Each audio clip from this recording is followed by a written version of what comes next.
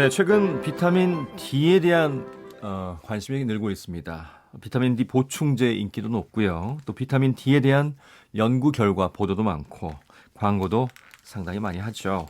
금요 건강 특구 시간, 오늘은 비타민 D 꼭 필요한 건지, 필요하다면 꼭 어느 정도 복용하는 게 좋은지, 또 어떤 효능을 갖고 있는지 자세히 알아봅니다. 강북 삼성병원 가정학과의 박용우 교수님, 어서 오십시오. 네, 안녕하세요. 박용우입니다. 개그맨 남정미 씨, 반갑습니다. 안녕하세요. 반갑습니다. 개그맨 남정미입니다. 네. 뭐 한 10여 년 전부터 계속 나온 얘기예요. 한국인들이 비타민 부족한 영양소, 대표적인 게 칼슘이고요. 네, 칼슘 부족하고. 또 하나가 바로 비타민 D라고 네. 하는데, 뭐 여러 연구 결과에서 나온 거죠. 근데 사실 비타민 D는 우리나라 사람들만 부족한 건 아니고요. 네. 전 세계, 그러니까 그 적도, 그러니까 그 더운 일부 지역을 제외하고는 비타민 D 결핍은 현대인들에게 비교적 흔한 그 소견인데, 네. 일단 그 바깥 활동이 많이 줄었잖아요. 그러니까 실내 활동, 실내 생활 시간이 많고 햇볕에 노출되는 시간이 이제 적은 것도 문제고. 네. 지금 특히 우리나라처럼 이게 또 이렇게 외모에 대해서 이렇게 관심을 많이 갖는 경우에는 그 자외선 차단 크림을 열심히 네. 바르고 다니잖아요. 네. 여성분들은 챙이 큰 모자 쓰고, 여배우 모자 쓰고. 네, 자외선 차단 크림도 바르고 거기에 또 헝겊까지 들이고 다니시잖아요. 무서워요. 복면을 쓰고 다니시니까. 그래서 실제로 남성보다는 여성에게서 비타민 D 결핍이 더 많습니다. 네. 그러니까 가리고 있으니까. 그러니까 실내 생활 시간이 많고 햇볕에 노출되는 기회가 적은 데다가 네. 바깥에 나와도 그렇게 꽁꽁 가리고 나오니까 그러니까 비타민 D가 햇빛을 받아야만 이제 우리 몸에 섭성이 되는데 네. 햇빛을 받지 못하기 때문에 이제 그렇게 되고, 또 많은 분들이 나는 그래도 실내에서 일하지만 네. 창을 통해서 햇빛을 받고 있는데 또는 운전하면서 이제 계속 햇빛을 받고 있는데 네. 이 그 비타민 D를 합성하기 위해서는 자외선 B, 그러니까 UVB가 들어와야 되는데 네. UVB는 그 유리를 통과 못합니다. 그래서 UVB가 우리 보통 일광 화상을 일으키는 일으키는. 거죠. 우리 바깥에서 놀다가 보면 이제 빨갛게 화상 그게 이제 UVB의 효과고요. 네. UVA는 이제 피부 노화, 주름의 원인이 되는데. A는 에이징, 그래서 주름 생기고. 네. 그러니까 우리가 자동차 타고 생기고. 그러니까 네. 바깥에 있어도 거의 차 안에 있다 보면 UVA만 받고 UVB를 못 받으니까 피부 노화만 촉진하게 되고 정작 그렇구나. 비타민 D는 생성을 못 하는 거예요. 그러니까 이게 지금 햇볕을 받는다 그래서 차 안에서 에어컨 켜놓고 이렇게 있으면 에이징만 계속 주름만 계속 늘어나는 거군요. 그래서 차라리 창문을 열면 좀 괜찮은데. 네. 그렇구나. 햇볕을 받는다 더 좋은 게 아니군요. 실제로 통계도 있어요. 우리나라 그 평균 비타민 D 이제 그 혈액 검사를 통해서 본 게 네. 있는데, 일반적으로 혈액 검사를 했을 때의 혈중의 비타민 D 수치가 30 이상이면은 그 적절하다고 얘기하고요. 네. 20 미만이면은 결핍이기 때문에 보충이 필요하고 10 미만이면 치료가 필요하다고 얘기하는데, 네. 우리나라 사람들의 평균 비타민 D 수치가 남자가 21이고 여자가 18이에요. 낮은 축에 속하는. 낮은 축에 속하는 거예요. 그래서 30 이상이 제가 적절하다고 얘기했는데, 네. 30 이상을 충족하는 사람이 남자는 13.2%, 여성은 6.7%. 그러니까 거의 90% 가까이가 적절한 수준을 유지하지 못하고 있다는 얘기입니다. 네.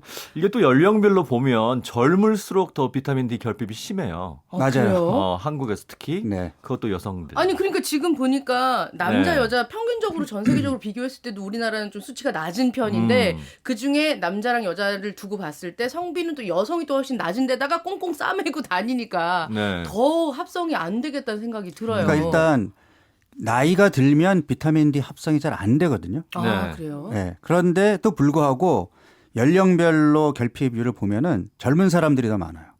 그러니까 나이 드신 분들은 보충제를 따로 드시는 경우도 있을 거고, 네. 아무래도 건강을 위해서 밖에 나가서 뭐 등산이나 많이 걷는 활동을 하시는데 반해서 젊은 사람들은 거의 실내 활동, 그러니까 실내에 있는 데다가 여성분들은 더더욱 자외선을 너무 무서워하기 때문에 그런 효과가 아닌가 싶어요. 그렇죠. 나와도 오늘 같은 불금이나 이런 날에 이렇게 밤에 나오니까. 밤에 나오잖아요.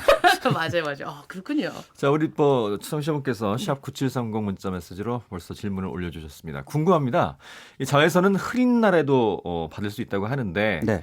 흐린 날에도 그럼 바깥에 있으면 비타민 D 합성이 될 수 있을까요? 저도 가능합니다. 궁금해요. 그러니까 비타민 D를 이제 합성하는 데는 햇빛을 받는 게 중요한데 자외선은 뭐 쨍쨍 내리는 햇빛이 쨍쨍 내리는 날이든 흐린 날이든 자외선은 늘 존재하거든요. 다만 이제 노출되는 시간이 좀 더 길어야 되겠죠. 실제로 우리나라 데이터를 봐도 여름철이 겨울철에 비해서 상대적으로 결핍률이 떨어져요. 네. 네, 그러니까 똑같이 바깥에 노출이 돼도 자외선이 강한 날은 비타민 D 합성이 훨씬 더 잘 된다는 거죠. 교수님 그 뭐 선크림 이런 광고 같은 거 보면 네. 동전 500원어치 500원 크기만큼 이렇게 짜서 듬뿍. 수시로 바르세요 이렇게 얘기를 하잖아요. 네. 만약에 햇볕이 지금 청취자분 문자 주신 것처럼 햇볕이 없는 날에도 이런 거 수시로 바르면 이게 이제 안 좋은 것들은 차단을 해주게 되는 역할을 하나요? 그러니까 원칙적으로는 두껍게 바르고 많이 바를수록 좋은 게 아니라 아. 2시간마다 더 발라주는 게 더 좋다 그래요. 어. 네, 그래서 만약에 이제 자외선 차단제를 바를 거면 그렇게 발라야 되는데 오늘의 주제는 비타민 D이기 때문에 네네네네. 자외선 차단제는 비타민 D를 만드는 걸 억제하는 또 요인이 되니까. 아. 비타민 D를 차단해 줍니다. 예. 자외선 차단제. 예, 오늘은 일단 차단제는 네. 저 뒤로 물러놓고요. 그러면 이 비타민 D가 나한테 부족하다라고 싶으면 어떤 증상이 있나요, 몸에? 뭐 증상까지 생길 수 있을까요? 이게 이제 네. 사실 이제 비타민 D가 어떻게 발견이 됐는지부터 보면 될 것 아, 같은데 궁금하다.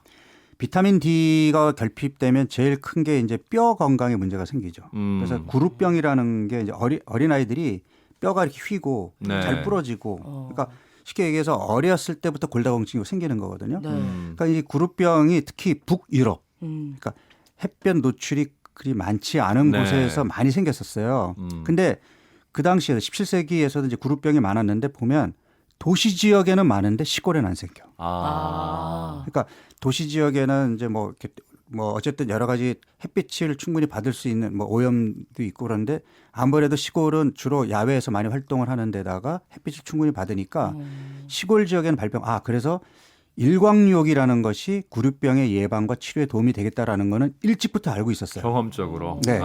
그런데 그 다음에 이제 구루병 환자들에게 그 생선 간에 있는 기름, 생선 간류나 버터에 지방을 먹였더니 네. 구루병이 치료가 되는 거예요. 거기 비타민 D가 비타민 D가 듬뿍 듬뿍 들어있었군요. 들어있으니까. 근데 이거를 처음에는 비타민 A 때문이라고 생각을 했어요. 같은 지용성 비타민인. 근데 이거를 이제 1920년 초에 생선 간유에서 이 물질을 확인했는데 비타민 A는 열에 약하거든요. 네. 근데 열을 가해서 파괴했는데도 이게 작동을 하니까 이건 비타민 A가 아니다. 그래서 그때 비타민 D라고 이제 명칭을 붙인 거거든요. 아하. 그래서 비타민 D는 결국 구루병, 그러니까 결핍이 되면 이제 구루병, 그리고 나이가 들게 되면 이제 골연화증, 골다공증이라는 거는 이제 뼈가 진짜 많이 송송해지는 거고 네. 뼈가 약해지는 것을 골연화증이라고 그러거든요. 비타민 D가 소장에서 이제 칼슘을 이렇게 흡수하는 걸 도와주고 네. 뼈에 붙는 걸 도와주기 때문에 비타민 D가 결핍이 되면 당연히 뼈가 약해지겠죠. 결국 비타민 D는 뼈를 튼튼하게 하는 그러니까 그런 맞습니다. 중요한 영양소네요. 그래서 과거에는 이제 비타민 D 그러면 뼈 건강이었는데 최근 들어서는 비타민 D가 모든 병에 다 관련이 돼 있어요. 뭐 간에도 그래요? 좋다, 암 예방에도 좋다. 일단 암 예방. 다양한 예. 연구 결과가 나오고 있더라고요. 암 환자들의 경우에 거의 대부분 비타민 D 결핍이었고 네. 당뇨병과 비타민 D가 또 밀접한 관련이 있고 저도 비타민 D에 관심을 가진 이유가 비만 환자들은 거의 비타민 D 결핍이에요. 아니 그런가요? 네. 아니 우리 국민 90%가 결핍인데. 네, 그러니까 그러니까 꼭 비만하다고 결핍이 아니고. 그러니까 비만 클리닉에 온 사람들에게 비타민 D를 검사해 보면 다 결핍이에요. 근데 이거는 여러 가지 이유가 있는데 비타민 D가 지용성이기 때문에 들어오면 지방에 축적이 되는 경향이 있거든요. 그래서 몸에 농도가 낮게 나올 수 있죠. 지방이 많으면 혈중 농도가 낮게 나와요. 그러니까 실제로 비타민 D가 몸에는 부족한 게 아닌데 이용률이 떨어지는 거죠. 네. 근데 이런 사람들이 살을 빼면 비타민 D가 올라가요. 아. 네. 그래서 관심을 가졌고 그다음에 심혈관 질환, 그다음에 이제 최근에 이제 결핵 우리나라 이제 결핵 환자 늘고 있잖아요. 네. 이 결핵도 비타민 D랑 밀접한 관련이 있고요. 면역력과 비타민 D도 관련이 있고. 네. 그래서 결국은 거의 대부분의 질병, 감염성 질환부터 면역 질환까지 다 비타민 D와 연관이 있다고 알려져 있거든요. 근데 이렇게 비타민 D가 결핍되어 있다고 해도 당장 무슨 일이 생기거나 무슨 증상이 생기는 건 아니고 예를 들어서 뭐 나는 비타민 D가 부족하니까 피곤해 이건 아니잖아요. 그러니까 이게 네. 이제 애매한 거죠. 사실은 비타민 D뿐 아니라 대부분의 영양소들이 마찬가지인데 특정 영양소가 결핍이 돼 있을 때 나타나는 증상들 자체가 두드러지게 이거는 뭐 마그네슘 때문이야. 이거는 뭐 때문이라고 얘기하기가 참 애매한 게 그냥 이상하게 피로하고 이상하게 기분이 가라앉고 이유 없이 살이 찌고 잘 붓고 이런 증상으로 나타나니까 이게 뭐가 결핍이 됐는지를 밝히기가 쉽지 않더라는 거죠. 네. 우리 청취자분께 형광등에서도 자외선이 나온다는데 사실입니까 하는 질문. 그건 제가 잘 모르겠습니다.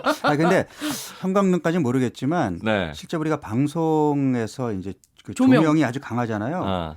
근데 보면은 그 여자 아나운서들이나 이런 좀 그런 분들은 그 조명도 좀 가급적 피하려고 하시더라고요. 조명이 자외선이 나오지는 않죠. 그래서 우리가 태양이 네. 핵 융합 반응으로 이제 쏘는 멀리서 쏘잖아요. 네. 그게 지구까지 도달하는데 그 정도의 에너지는 아니니까. 약간 그 뜨거운 열기 때문에 그런 걸 느끼실까요? 그럴 수는 있겠습니다. 일단 그 여자분들 얘기를 해서 저는 비타민 D라고 하면 친구들이 임신을 하고 네. 출산을 하려고 하는 과정에서 결혼한 친구들은 무조건 엽산 먼저 먹더라고요. 네, 맞아요. 그리고 나서 임신을 했다고 그러면 비타민 D를 복용하기 시작하더라고요. 아, 그래요? 그리고 이제 산부인과를 가면 이런 걸 측정을 해준대요. 그래서 뭐 미숙아 출산의 위험이 있다. 비타민 D가 부족하면 결핍 시에 뭐 제왕절개 위험이 훨씬 더 넘치는 사람보다 모자란 사람들이 위험하다. 이런 얘기를 해서 저는 그때 비타민 D를 처음 중요하구나 이런 생각을 했거든요. 그러니까 특히 이제 임신한 경우에는 아이의 건강에 이제 신경이 쓰이잖아요. 네. 그러니까 엽산 같으면은 임신 초기에 엽산 결핍이 생기면 이제 기형아를 출산할 수 있거든요. 마찬가지로 산모가 비타민 D가 부족하면 아이가 이제 앞서 얘기한 그룹병이나 이런 것들이 생길 위험이 높아지니까 예방 차원에서 적극적으로 영양소 섭취를 권장하는 거죠. 그럼 우리가 그냥 일반적으로 복용하는 종합 비타민이라고 하는 그 비타민제 하나에 비타민 D도 들어가 있을까요? 들어 있습니다. 아, 들어 있는데 네. 그 함량이 작죠.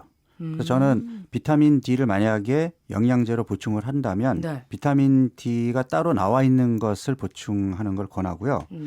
사실 우리가 일반적으로 비타민이라 그러면 이제 필수 영양소인데 네. 필수 영양소라 그러면 우리 몸에서 생성이 안 되기 때문에 외부에서 음식을 통해서 얻어야 되는 게 필수 영양소거든요. 네. 근데 비타민 D의 경우는 엄밀하게 얘기하면 다른 종류의 비타민에 비해서는 사실 햇빛만 받으면 우리 몸에서 합성이 되거든요. 그러면은 이건 필수 영양소가 아닐 수도 있어요. 근데 햇빛을 그렇게 충분히 받는 기회가 적다 보니까 상대적으로 지금 결핍이 있는 사람들이 많잖아요. 네. 그래서 음식을 통해서 얻거나 아니면 따로 영양제를 통해서 보충을 해야 되기 때문에 그래서 비타민 D도 필수 영양소라고 보는 게 맞습니다. 그런 분들 많으시네요. 저는 비타민 D 400이라고 표시가 되어 있는 400IU. 예, 400IU라고 써 있죠. 보통 보면. 네. 그걸 한 2년 정도 복용했습니다. 주사 안 맞고 요거 한 가지로 충분한가요? 일반적으로 지금 성인의 하루 권장량이 800IU거든요. 네. 그러니까 이제 400IU에서 이제 젊은 그러니까 젊은 성인들은 한 600IU, 이제 뭐 50대 이후부터는 이제 800IU를 권하는데 학자들 사이에서 지금 이 권장량이 적절하냐를 두고 지금 논쟁이 있어요. 네. 왜냐하면 이 권장량은 사실은 이제 주로 지금 의학 쪽에 좀 앞서가고 있는 미국이나 유럽에서 나온 데이터들이거든요. 이 사람들은 백인들이고, 네.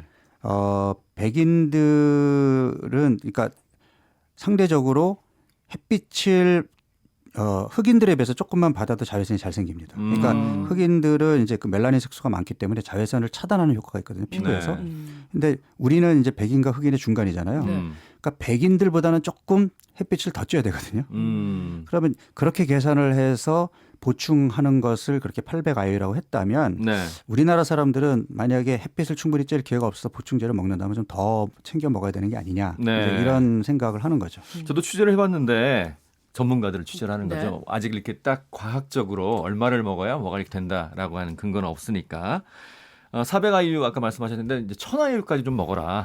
네, 저도 우리나라 사람들은 IU가 뭐냐면 인터내셔널 유니트라고 그래서 단위죠. IU 그냥 단위입니다. 가수가 단위. 아닙니다. 네. 가수 아니에요. 근데 이 1000IU 정도로 충분히 그러니까 먹는 걸로 보충을 해야 좀 이렇게 유지가 되지 않을까라고 보는 우리나라 전문가들이 상당히 많더라고요. 네, 저도 그쪽에 속하거든요. 저도 최소 1000IU는 드시는 게 어차피 사실은 이제 비타민 D를 포함한 이런 영양소들이 부족하면 문제가 되지만 네.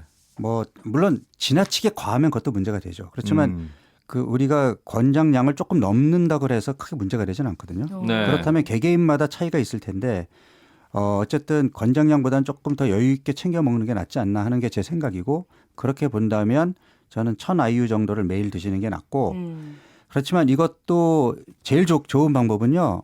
병원에 가서 비타민 D 그 혈액 검사를 통해서 확인을 해볼 수가 있거든요. 요즘은 건강검진에도 다 포함이 돼 있으니까. 네. 그래서 내가 만약에 10 IU 미만이, 그러니까 10 나노그램 퍼 밀리리터 미만이다. 혈액 검사 결과가. 그러면 이거는 심각한 결핍입니다. 이런 분들은 사실은 그러니까 약으로 드시는 것보다는 주사제로 빨리 이 농도를 높이는 게 좋거든요. 그런데 20 미만이다.